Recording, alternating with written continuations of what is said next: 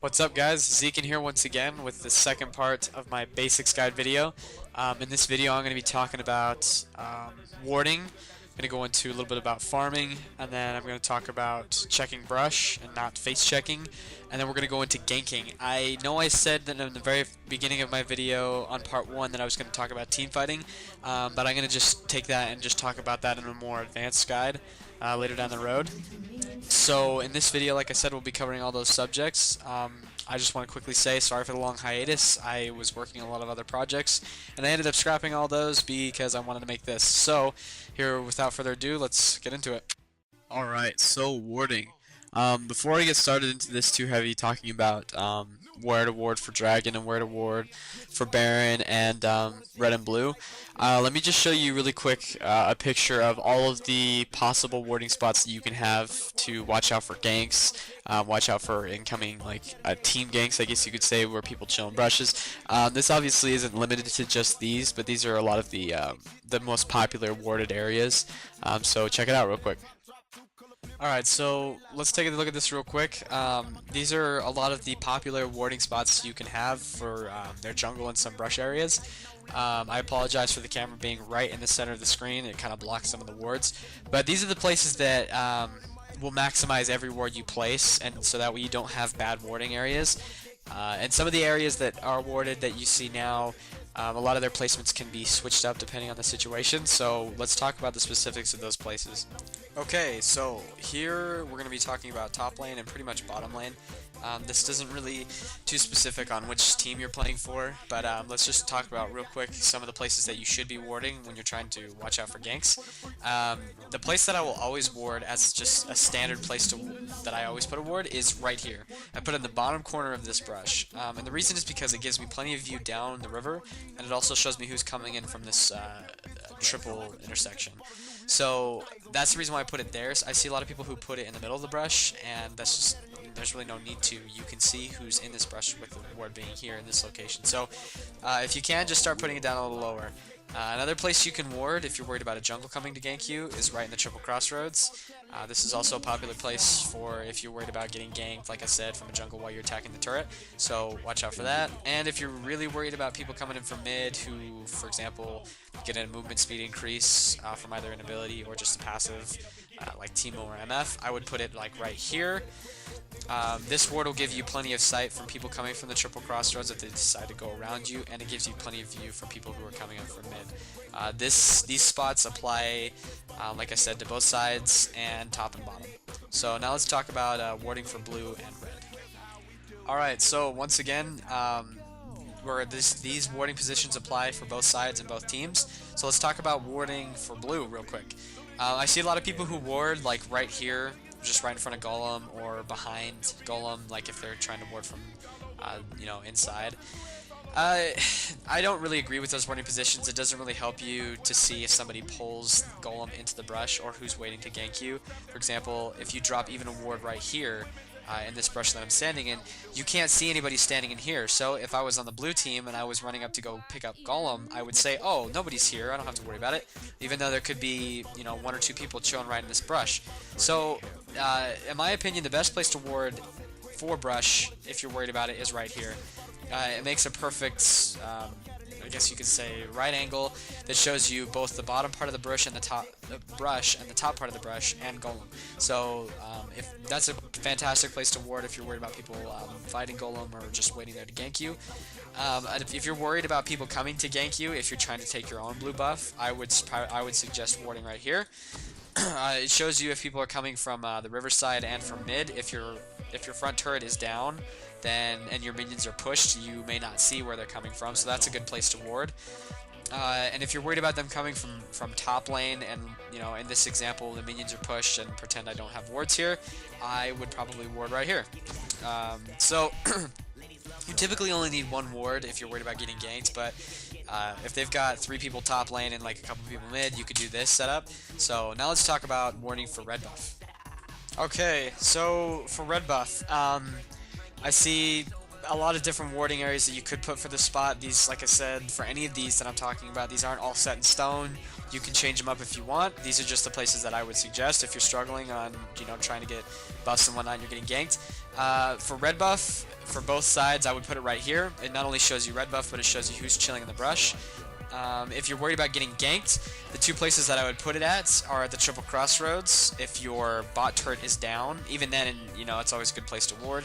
And the other place I would ward is right here, which shows you people coming from the river. It could, or somebody coming from mid. It also helps mid out to watch out, for ganks and whatnot. It shows you plenty of room for them coming into the brush, so you can see that, and it also shows you if they're coming wraith side. So once again, all of these warding spots apply for both sides. Even if I was a blue team and trying to take red or blue, pretty much the same rules apply. The same rule applies. There are a couple warding places that are a little bit different, and so we're going to talk about those real quick. Alright, so warding for blue, the enemy blue. If you're worried about getting ganked, which, this is the reason why we're covering this section, there are several places you can ward, but a couple places that I would recommend are one right here. It gives you good vision of, from either side if they're coming down this lane to come get you while you're getting blue. You can ward right here if you want, or a little bit out further at the turret. My only issue with that is, depending on if their turret is down or not, it's not necessarily the best place you can ward. If their turret isn't down in this example, like it's shown here, then it may not be a bad place to ward, because this obviously is the quickest way they can get to you. But the only reason why I would suggest maybe not warding there is just because, for example, if you're fighting Golem right here and they come from this angle, as you start running, will have a chance to escape. As soon as you see them, you can start running and get away. But I don't know. It's up to you. You can really decide if you want to do that one or not. But this is the other place I would suggest. Hopefully I think that one went in the brush. But it shows you if people are coming around on the top of wolves or on the bottom of wolves, and it also shows you who's in the brush. Because, for example, people like Blitzcrank, if they have this area warded, and you're fighting Golem like right here, Blitzcrank can grab you if he gets a good shot off. So it also just warns you for people who are very skill shotty. So now let's talk about red. Alright, so warding for the enemy red. This one's a little bit more self-explanatory just because the spots are a little bit more obvious. If I'm worried about them coming from mid, I would just put a ward right there. And if I'm worried about them coming from like top lane, or trying to pull a sneaky move on me by going through mid and then coming up over the top, I would ward right at the bottom of this brush, because not only does it show me who's coming from top, but it also shows me who's coming from mid, and who goes into this brush. So I typically wouldn't worry about anybody coming from top to come and gank you. If you see, just as an example, I mean, if you're trying to get red buff here and all of a sudden somebody goes MIA at top, I would probably just back off, because either they're coming to get you or they're coming because they want red buff. Either way, they're going to probably find you. So I would probably just back off by just running this direction and getting out of there as quick as you can. Alright, so Dragon and pretty much Baron, they are positionally speaking the exact same as far as the brushes and whatnot. They're just mirrors of each other, so I don't really need to be talking about Baron. So we're just going to talk about Dragon real quick. If you want to just keep an eye on Dragon, I would just say that this is probably the best spot. It not only shows you who's coming through the river, but if they're fighting Dragon or not. If you're worried about getting ganked, and say for example you are on the blue team, the two places that I would suggest warding can kind of differ. So I would definitely ward in this brush, but the places are, there's a couple places you can ward for this area. One of them is right here, right there, which shows you, not only if people are coming down in this brush and waiting to come out and gank you when you're about to finish it, and it also shows you if people are coming in from mid lane. If you're not worried about mid lane because you have minions there and you don't need to worry about seeing them come from that direction, you can ward right here, which just gives you a good extra view of when they're coming down. This also reveals a good section of the brush right here. The other place that I would suggest warding is right in the middle of this intersection.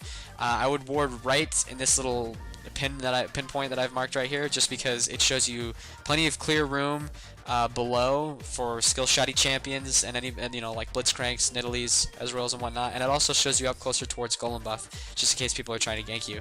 I wouldn't recommend warding right here if you're worried about getting ganked or if you're trying to take Baron or Dragon rather, and this is because typically you'll have minions there, and even if you don't, if they try and come up and kill you from this angle, you can always just back off and run into the brush right here, and you instantly have an advantage because they can't see you. I mean, yeah, you're not going anywhere, and the only people you have to worry about are people like skill shot champ or people without skill shots.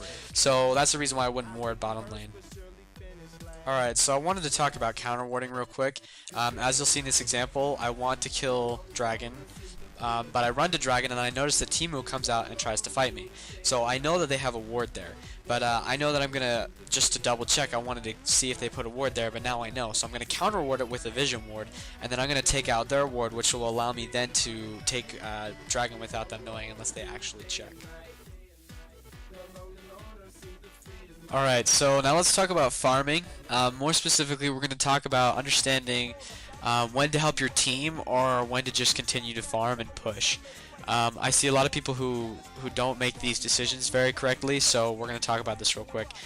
In this example that I'm showing you here, this is just a 1v1.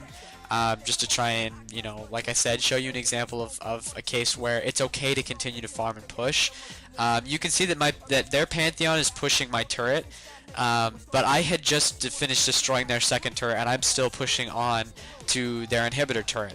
So this is an example of you specifically as the player. If you were me, the better deal for you would be to drop this turret rather than back and then go defend.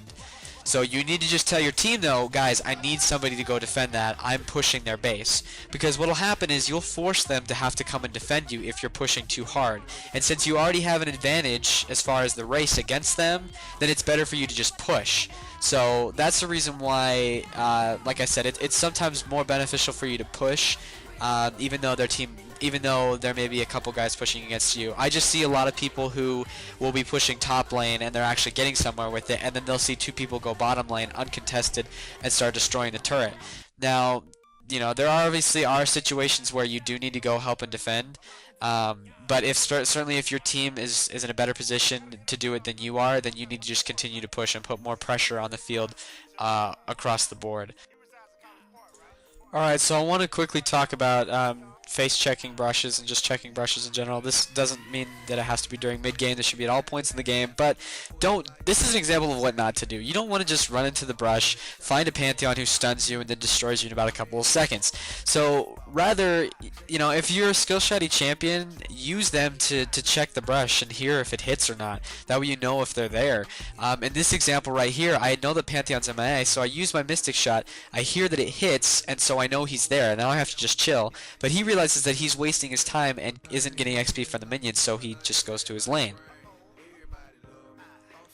Alright, so now we're going to talk about using the brush to your advantage with harassing and whatnot and zoning. They pretty much go hand in hand with the side lane. So in this example, you'll see me, I got Teemo low, but now when I charge into his brush, he has to be very, very, very careful, otherwise I'm going to kill him. He was kind of playing a little sloppy here, but you can see that I have every advantage when I use that brush, and I can just zone him so hard.